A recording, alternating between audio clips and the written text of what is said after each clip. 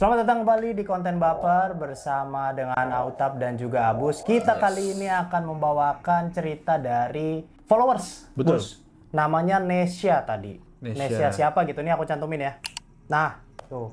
Dia ngirim email tentang pengalaman dia waktu ikut dengan apa ya, kalau misalkan sama kantor orang tua tuh apa namanya?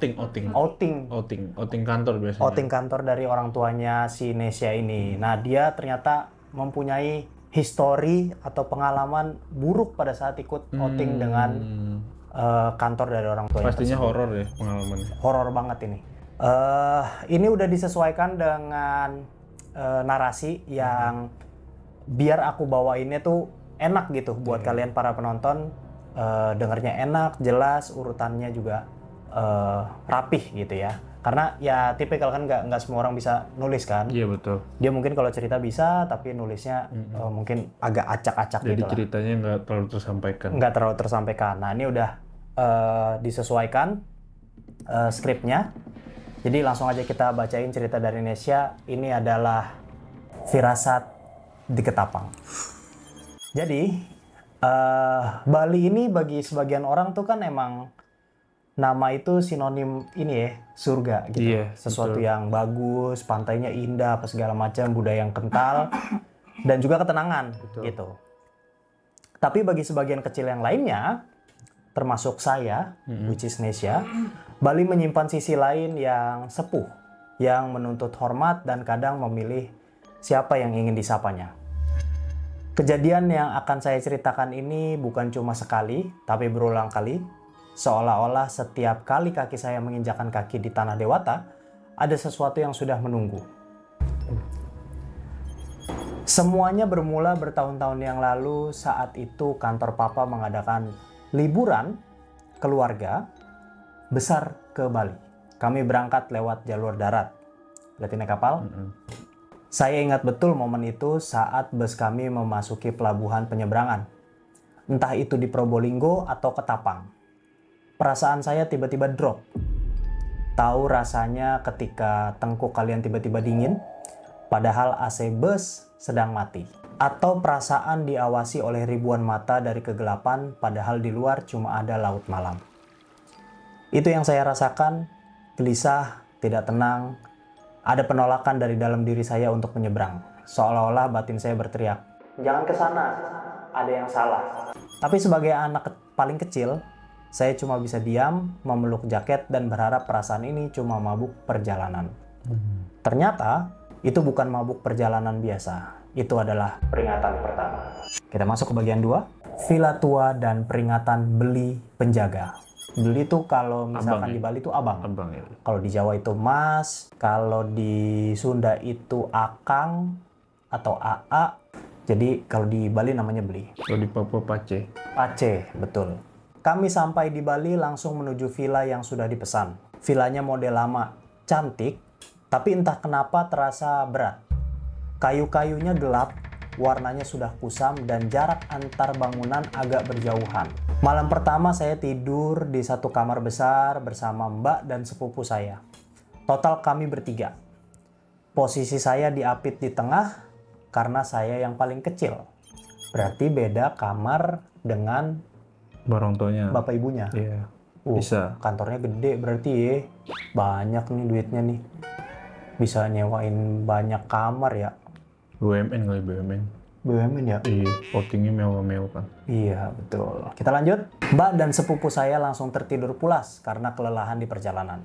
Tapi saya, mata saya melotot menatap langit-langit kamar. Perasaan tidak enak dari pelabuhan tadi sore malah makin menjadi-jadi di kamar ini.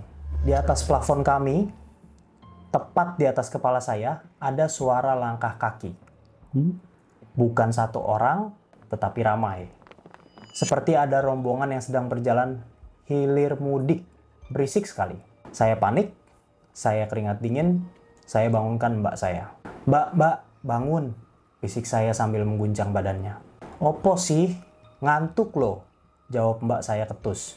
Khas orang baru bangun. Mbak, nggak iso turu, berisik, akeh wong nang dukur. Mbak, nggak bisa tidur, berisik, banyak orang di atas, kata saya dengan nada ketakutan yang tertahan. Mbak saya diam sebentar, mencoba mendengarkan. Tapi anehnya, saat itu suaranya mendadak hilang. Mbak saya cuma mengomel menyuruh saya tidur lagi, katanya itu cuma tikus atau halusinasiku saja. Tapi begitu mbak saya tidur lagi, suara itu muncul lagi, lebih keras. Untungnya, villa ini dijaga 24 jam. Ada beli penjaga yang rutin berkeliling. Mendengar langkah kakinya di luar, kami memberanikan diri membuka pintu dan memanggilnya.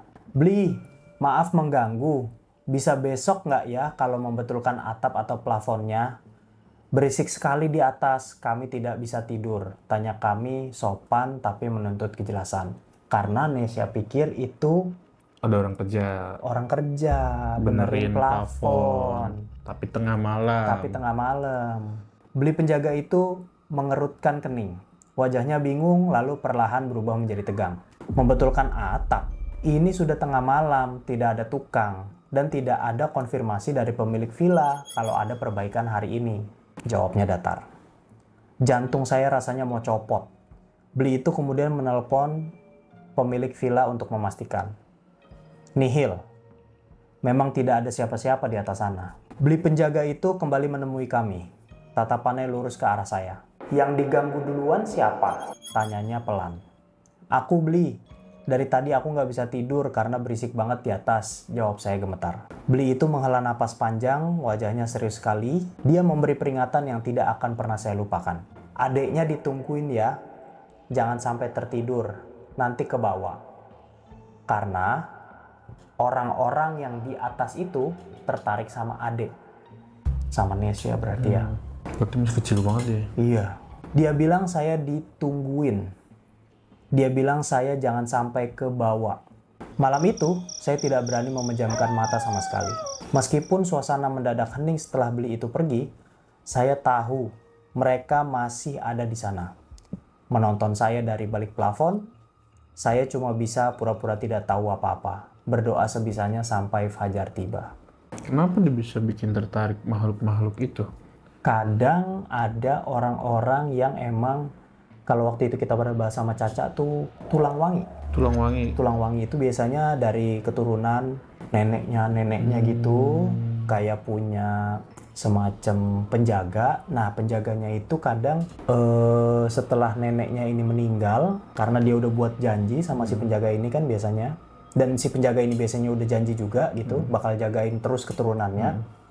Nah, itu biasanya setelah sepeninggal ownernya gitu, itu dia nyari sendiri, tapi random Bus. Jadi nggak tentu anaknya si neneknya gitu. Bisa jadi cucunya. Iya. Oh nggak cocok. Bisa jadi cicitnya. Oh nggak cocok. Cicit-cicitnya lagi. Kayak gitu-gitulah. Jadi itu biasanya yang dimaksud sama Tulang wangi. tulang wangi. Emang lumayan ngincer banget hal-hal mistis tuh sama yang kayak gitu-gitu. Jadi punya apa ya, daya tertarik sendiri untuk makhluk lain kali ya. Betul, karena kayaknya si manusia tersebut biasanya juga cenderung sensitif.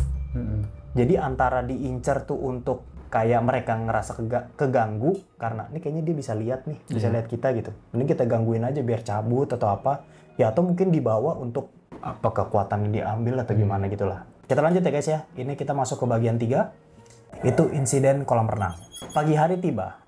Badan saya hancur rasanya, mengantuk berat tapi takut luar biasa. Semuanya tampak normal. Keluarga yang lain sibuk bersiap untuk berenang di kolam tengah villa. Karena saya sangat mengantuk, saya memutuskan untuk tidur sebentar di kursi santai dekat kolam. Mungkin belum ada 15 menit saya memejamkan mata, saya terbangun dengan kondisi panik luar biasa. Bukan karena mimpi buruk, tapi karena perasaan rasa bersalah dan ketakutan yang amat sangat secara tiba-tiba. Perasaan saya nggak enak banget. Saya harus bangun, saya harus keluar. Saya lari ke area kolam renang. Jadi dari di pinggir, tidur-tiduran di kursi yang pinggir kolam, dia masuk ke dekat kolam renangnya lagi, lebih ngedekat. Di sana, hiruk pikuk. Ibu saya duduk di pinggir kolam, dikelilingi orang-orang kantor papa. Wajah ibu pucat pasi. Dan yang membuat saya lemas, mulut ibu berdarah. Ternyata ibu baru saja celaka saat di kolam. Saksi mata bilang, ibu tiba-tiba jatuh seperti ada yang mendorong dengan keras. Tapi yang paling mengerikan adalah pengakuan ibu sendiri. Sambil menahan sakit, ibu bilang, waktu dia lagi di kolam, dia merasa badannya didorong paksa oleh seseorang dari arah atas. Didorong dari atas ke kolam renang. Padahal saat itu di atas ibu, di pinggir kolam, tidak ada siapa-siapa. Sampai sekarang kejadian itu masih menjadi misteri, tapi saya tahu mereka gagal mengambil saya semalam. Jadi mereka melampiaskannya pada orang terdekat saya. Kesel ya. Kesel. Nggak dapet dia karena dia nggak tidur. Orang tuanya aja gue celakain. Karena dia benar-benar ngikutin apa kata belinya tuh. Disuruh jagain, beneran dijagain anaknya. Belinya ini kan berarti bisa dibilang ya juru kunci lah ya. Iya. Berarti kan dia udah apal. Udah paham situasi di situ. Kejadian-kejadian di situ. Apalagi mungkin ini belinya juga yang justru karena itu dijaga 24 jam, berarti kan kemungkinan dibagi 2 shift misalkan ya. 12 jam, 12 jam. Nah beli itu mungkin emang yang khusus jaga malam. Karena yang ngerti mungkin. Yang ngerti, yang apal, yang punya ilmu juga mungkin bisa jadi. buat ngejagain gitu. Kita masuk ke bagian selanjutnya di bagian 4. Kembali ke villa dan drap kaki kuda. Trauma, jelas. Tapi entah kenapa 6 bulan kemudian, takdir membawa saya kembali ke Bali. Kali ini acara kantor mama. Dan tebak apa? Kami menginap di villa yang sama. Saya sudah menolak, tapi tidak punya pilihan. Dan firasat buruk itu kembali lagi, bahkan lebih kuat. Jarak 6 bulan. Kemarin kantor bokapnya, sekarang kantor nyokapnya. Gila. Di villa yang sama lagi. Dari sekian banyak. Bisa jadi dia domisilinya di Bali juga nggak sih? Si siapa? Enggak. Dia kan OTW naik bis. Ya tapi bisa juga nggak sih domisilinya sama-sama di Bali? Sama siapa? Si itu orang ke Enggak. Indonesia. Enggak, naik bis. Bisnya naik ke kapal. Iya. Nyebrang. Orang Pulau Jawa berarti. Atau Sulawesi atau Kalimantan lah. Pokoknya naik bis. Tadi kan dia cerita naik bis, bisnya naik ke kapal.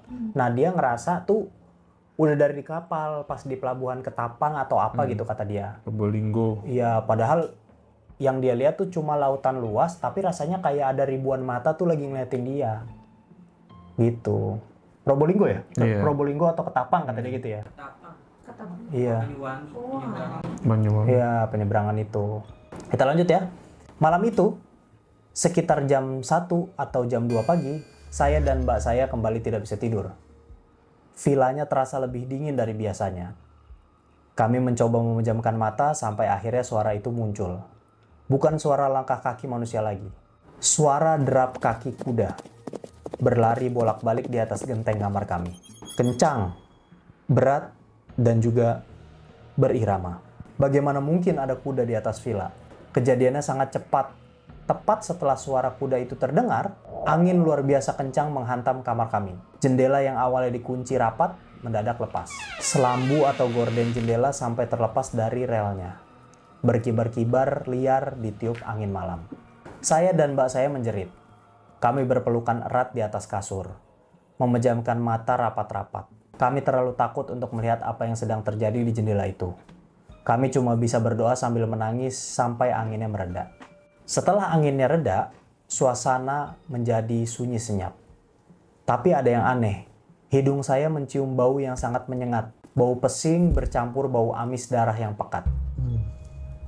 Mbak, bau opo iki? Tanya saya gemetar. Orang Jawa nih yo, dari tadi kita Ngomong nggak Jawa. nyadar. Iya. Kami memutuskan untuk pindah ke kamar papa dan mama. Kami tidak berani di kamar ini lagi. Tapi saat kaki kami hendak turun dari tempat tidur, mata saya melihat ke lantai. Di bawah kasur ada genangan air. Tapi airnya aneh, warnanya tidak menyatu. Ada warna kuning, bening, dan ada merah pekat, seperti kencing dan darah yang bercampur di lantai. Kami melihat ke atas, mencari sumbernya. Air itu menetes dari plafon. Kami berteriak memanggil mama. Mama! Hening, tidak ada jawaban. Kami berteriak lagi lebih kencang, putus asa, tapi aneh. Suara kami seperti tertahan di dalam kamar. Mama tidak kunjung datang. Dan saat itulah di sudut kamar yang gelap, suara itu muncul. Suara perempuan tertawa kencang sekali, sangat dekat. Jangan takut, bisiknya. di sela tawa kengerian itu. Kami melihat kembali ke genangan air di lantai. Air yang tadinya cuma cairan tiba-tiba muncul rambut. Rambut hitam sangat panjang mulai terurai dari dalam genangan air di bawah kasur itu. Ketakutan kami sudah lewat batas. Kami tidak peduli lagi. Kami lari keluar kamar sambil menangis histeris. Kami berteriak di koridor villa sampai semua teman kantor mama keluar dari kamar mereka. Malam itu tidak ada yang berani tidur. Suasana villa sudah benar-benar mencekam. Paginya, kami semua memutuskan untuk check out dan pindah ke hotel di area kota. Kami kapok. Kita lanjut ke bagian 5. Karang dari pantai dan akibatnya. Manusia memang tempatnya salah dan lupa. Setelah 2 kejadian mengerikan itu, saya pikir saya sudah belajar. Ternyata belum. Di perjalanan pulang kami mampir di sebuah pantai. Karangnya bagus-bagus sekali. Tanpa pikir panjang, saya mengambil satu kerang yang menurut saya paling cantik untuk dibawa pulang sebagai kenang-kenangan.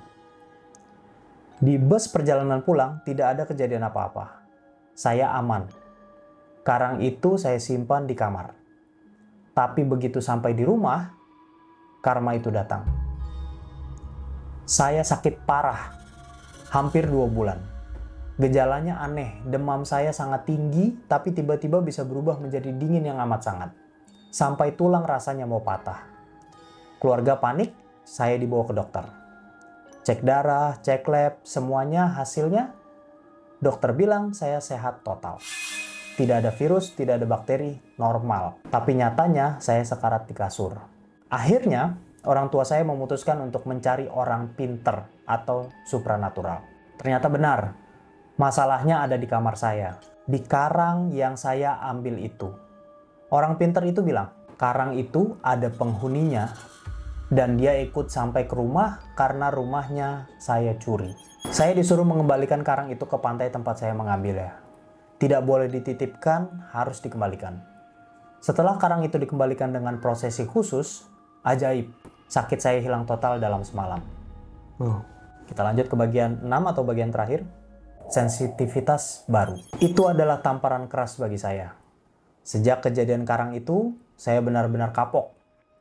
Sekarang, kalau saya ke Bali, saya tidak berani mengambil apapun, bahkan batu kerikil pun tidak. Saya menjaga omongan saya, menjaga sopan santun saya. Kalau ke hotel dan belum mengantuk, saya lebih baik keliling kota daripada diam di kamar yang terasa aneh. Tapi, rangkaian kejadian di Bali itu meninggalkan bekas permanen. Saya jadi sensitif. Saya sering bermimpi tentang kejadian buruk sebelum kejadian itu benar-benar terjadi. Seperti indera keenam yang dipaksa terbuka. Beberapa waktu lalu saya membeli baju di sebuah toko. Pemilik tokonya ternyata orang asli Bali yang paham soal hal-hal gaib. Kami tidak mengobrol apa-apa sebelumnya. Murni hanya penjual dan pembeli. Tiba-tiba dia menatap saya dan berkata, "Kamu sering merasa diganggu ya sama mereka?" Saya kaget bukan main. Dia melanjutkan, "Kamu itu punya daya tarik buat makhluk halus. Mereka tahu kamu bisa komunikasi sama mereka. Tapi karena penjaga di badan kamu nolak buat interaksi, akhirnya mereka milih buat ganggu kamu. Cuma buat ngasih tahu, aku ada di sini loh." Dia kemudian menyarankan saya untuk menaruh sesajen atau canang di depan kamar hotel setiap kali menginap di Bali, agar mereka tidak bisa masuk. Teman-teman, Bali itu indah. Tapi ingat, kita adalah tamu. Dan di mana tanah dipijak, di situ langit dijunjung. Hormatilah apa yang tidak terlihat, maka kamu akan dilepaskan dengan selamat. Wow. Gue visualisasi di pikiran gue itu pas yang di kamar ada rambut, ada bau pesing, bau amis. Itu gue berharap kayak tiba-tiba dia terbangun dari tidur. Cuma mimpi gitu ya. Ternyata beneran dia paginya langsung check out dan gak ada dia bilang mimpi. Padahal Jadi kayak ini waktu. iya, kayak gue di pikiran gue itu kayak cuma ada di mimpi deh. Tapi itu dia ngalamin beneran. Iya, sampai sakit. Tapi basically sih ya benar yang dia bilang gitu, bukan cuma Bali gitu. Di daerah manapun gitu. Makanya sering ada kejadian tuh gini. Kita tinggal di rumah nih, dari kita kecil kita di rumah itu. rumah orang tua kita gitu ya. Terus kemudian tiba-tiba ada temen sekolah iseng nginep dong. Iya. Ya kan? Apa sih bilangnya kalau bahasa Inggrisnya tuh? Living together. Vacation. Sama sleep over. Gue sleep over dong di rumah lu gitu. Besok kan hari Sabtu atau hari Minggu gitu. Ntar pagi-paginya kita ke mall bareng apa segala macam. Nah itu biasanya dia yang ngalamin si tamu itu. Iya. Dan dia biasanya cerita sama lu sebagai pemilik rumah gitu. Gue semalam gini gitu. Terus kayak lu bakalan kaget banget dan heran banget karena gila gue dari kecil tinggal di sini, Gak tidur di pernah kamar ini nggak pernah ya. ngerasain, nggak pernah ngeliat, nggak pernah digangguin gitu. Ya karena udah nyatu sama aura situ, sama penunggu situ gitu. Sementara orang ini adalah orang baru. Biasanya kalau orang baru nggak bertingkah ya paling cuma gangguan-gangguan kecil. Tapi kalau bertingkah gitu ya, kita udah nginep di rumah orang sembarangan gitu. Terus kayak apalah misalkan ngomong kasar kayak bercanda jorok kayak iseng-isengin kita gitu ya, iseng-isengin kita sebagai yang punya rumah. Wah itu biasanya penunggu situ juga ikut ngerasa kesinggung tuh biasanya. Iya, gue beberapa kali temen gue itu cerita. Iya kan? Di rumah gue lihat orang tinggi gede, tangannya besar, katanya jarinya itu segede pisang satu-satunya gitu. Kayak pas pulang malam paling di rumah gue kan, itu mereka yang cerita. Iya ya, kenapa? Dan gue nggak pernah lihat itu. Gue juga tuh. Yang waktu itu gue pernah cerita, gue nggak tahu deh itu pernah gue bawain di baper atau enggak. Gue punya om, namanya Om Eko. Dulu suka nginep di rumah gue. Itu kayak sepupunya bokap gue gitu lah. Anjir pagi-pagi dari kamar mandi, bokap gue kayak bukan teriak sih, kayak ngomong kenceng gitu. Weh, kok ngopo kowe di sini? Gitu kayak kenceng gitu. Terus katanya tau nggak apa? Gus, aku inget betul semalam ditarik kasurku sama apa makhluk hitam katanya, gede hitam, sekasur-kasurnya ditarik. Aku wes bangun, tapi aku wedi jadinya, wedi itu takut ya. Saking takutnya dia pura-pura tidur. Biar nggak ngeliat ya. Biar nggak ngeliat, jadi diikutin terus. Terus katanya ya saking ketakutannya banget itu, dia itu ketiduran lagi. Jadi ini pagi bokap gue mau pipis. Kamar mandi gue kan cuma satu dulu ya, karena rumahnya cuma satu lantai juga gitu. Nah biasanya kalau ada tamu nginep ya digelarin kasur Palembang gitu-gitulah. Dulu gue punya kayak kasur Palembang tapi kayak yang tebel gitu, bukan kasur Palembang sih. Isi kapuk. Isi kapuk, kotak-kotak yang wrapping gitu. ya, kotak-kotak gitu. Nah ditidurin dikasih tempat tidurnya tuh di situ, di depan TV. Terus ya itu pagi-pagi bokap gue mau pipis kaget, kok ada orang di kamar mandi tidur gitu lah sih. Udah pipis? Belum. Udah diginiin? Belum. Ya itu ngomong agak kenceng, itu gue inget banget kejadiannya tuh Minggu pagi, jadi mungkin sekitar jam 5:30, 6 lah. Nah, gue lagi ada di rumah juga gitu, maksudnya ya iyalah gue masih kecil gitu. Wah apaan tuh rame-rame gitu, gue kebangun, kakak gue bangun keluar gitu. Itu Om Eko tuh lagi cerita-cerita gitu. Dan itu pasti orang lain ya, bukan Pasti orang lain. Kita tinggal di situ. Padahal saudara sendiri, besokannya dia nggak pernah nginep. Baru ketika gue dan keluarga gue pindah rumah, dia baru berani nginep lagi. Gus, lagi ada di ini nggak? Jadi rumah gue tuh sama si Om Eko ini suka dijadiin kayak tempat Singgah gitu ya? bukan kayak apa singgah ya tadi bilang ya, betul tempat singgah. Jadi dia lagi ada urusan di Jakarta nih, dia orang Magelang nih, lagi ada urusan di Jakarta tapi urusannya besok. Ya daripada gue nginep di hotel, ya nginep rumahnya Agus lah, orang sepupu gua juga gitu. Dan itu kejadiannya 2 kali. Itu yang ada rambut di bawah keset di kasur gua, yang gua kejatuhan rambut itu di rumah yang sama. Lagi tidur gitu.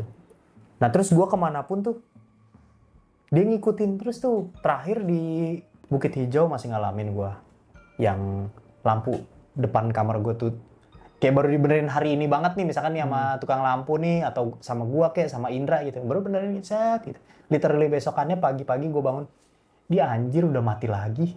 Padahal nyala. Nggak, bagi gua tuh kalau alasannya konslet tuh nggak make sense. Karena lah ya kalau konslet ya dari awal gua pasang udah langsung udah langsung gitu. Tapi iya kan? emang kalau beneran diikutin atau ada energi di situ, lampu tuh nggak nyala tuh. Iya. Kayak di rumah gue itu saksinya Baba kan pernah ngekos di rumah gue. Itu lampu yang samping kamarnya Baba itu nggak pernah nyala, udah diganti yang panjang, yang pendek, LED baru, Nah, bikin itu rumah baru. pattern-pattern Mati. itu tuh bisa diapalin dari cerita-cerita gua yang sebelumnya juga, yang waktu itu gue juga sempat bahas soal bahwa hantu itu atau setan itu punya gelombang elektromagnetik. Jadi kenapa dia koslet? Let's say misalkan alasannya ya mati mulu ya karena koslet kali bang gitu. Iya, tapi Kosletnya kosletnya gara-gara tuh apa? gara-gara Iya. apa gitu. Ya karena lu pernah inin sesuatu di deket elektronik ya. Jadi elektronik yang besar wattnya atau wave-nya besar di sebelah elektronik lain. Atau belum pernah nih, kalau misalkan belum pernah, gampangnya iseng aja coba masukin handphone lu ke dalam microwave lu nyalain. By the way jangan ditiru ya, itu handphone lu udah pasti rusak. Karena gelombang Gelombangnya, elektromagnetiknya si microwave itu lebih gede. Nyebabin HP lu tuh kayak naik gitu listriknya, jadi kayak dicas terus meleduk gitu. Kayak nggak ada, kayak pengamannya tuh IC-nya tuh kayak Burnout ya. ya burnout gitu, melebihi watt yang seharusnya. Itu yang terjadi juga sama lampu. Iya. Jadi ya dia anteng aja tadinya normal, dilewatin terus atau di situ ada justru malah tempat tinggalnya gitu. Dia nggak kuat, dia naik terus. Dan biasanya kejadian kalau itu ditungguin sama makhluk kayak gitu, itu lampunya prosesnya itu nggak langsung ini. Iya. Jadi keterang dulu, wutep, baru gitu. Nah itu berarti kayak dia keganggu gitu, rumah gue jangan diterangin, gue kan nggak suka terang-terang gitu. Jadi ibaratnya bisa lo bayangin kayak gini lah, misalkan dia gini, gitu dikasih energi biar sampai meletup, hancur. Bisa make sense banget itu. Itu selalu kalau lu ngeh lampu-lampu mati, listrik mati itu selalu di spot-spot yang memang itu kayaknya dihuni. Iya, dan biasanya kan kalau misalkan lu baru lahir nih, lu tinggal di rumah nenek lo atau siapa lu atau pokoknya itu rumah udah temurun-temurun, Iya. temurun-temurun Iya. ya bahasanya. Turun-temurun. Turun-temurun. Terus-terusan. Nah itu pasti ada bahasa situ serem tuh, situ serem tuh. Nah itu tempat itu tuh pasti gelap tuh. Iya, dipasangin lampu, mati terus. Di atas serem tuh. Paling umumnya kalian kalau di rumah punya 2 kamar mandi, 3 kamar mandi, itu minimal mah ada 1 tuh yang diganti lampunya begitu lagi. Putus lagi.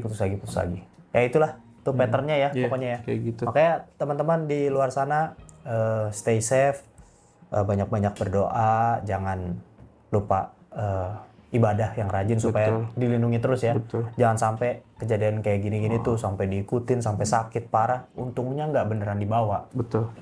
Kita harus lebih besar energinya daripada mereka. Betul. Begitu. Oke, segitu dulu cerita dari Nesya, dari followers di episode baper kali ini. Terima kasih, sampai ketemu di video berikutnya. Baik. Yang mau kirim cerita juga boleh ya, di email Anjay.